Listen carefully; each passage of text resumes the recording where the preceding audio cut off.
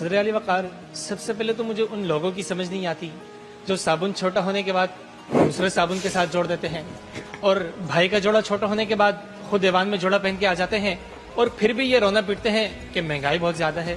بھائی اتنی بھی ناشکری نہیں ہوتی، اتنا تو شکر کر لو کہ خدا نے تمہیں نعمت کی قدردانی سے نوازا ہے۔ خیر صدر علی وقار، کل رمضان کا چاند نظر آنے کے بعد ہر طرف خوشیوں کا سما تھا۔ دیکھ کر ایسا لگ رہا تھا کہ جیسے IMF نے پاکستان کے لیے قرضے کی ایک اور قسط منظور کر دی ہے۔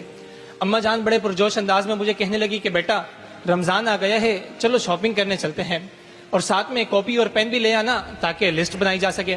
میں لسٹ بنانا شروع کی اور اماں جان سے پوچھا کہ بتائیں سب سے پہلے کیا لینا ہے۔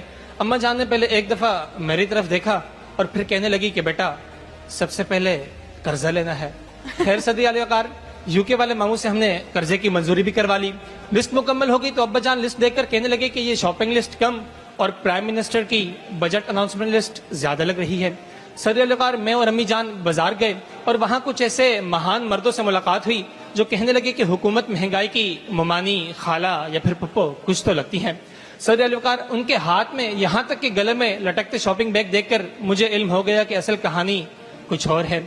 صدر علی وقار، اگر حکومت ہی مہنگائی کا سبب ہوتی تو ہر وہ ملک متاثر ہوتا جہاں پہ حکومتیں کمزور ہوتی ہیں۔ حالانکہ ترکی میں مہنگائی کا ریشو 70% ہے، ارجنٹینا میں 90% ہے، اور پاکستان میں تو آپ کو پتہ ہے نسبتاً دونوں سے کم ہے۔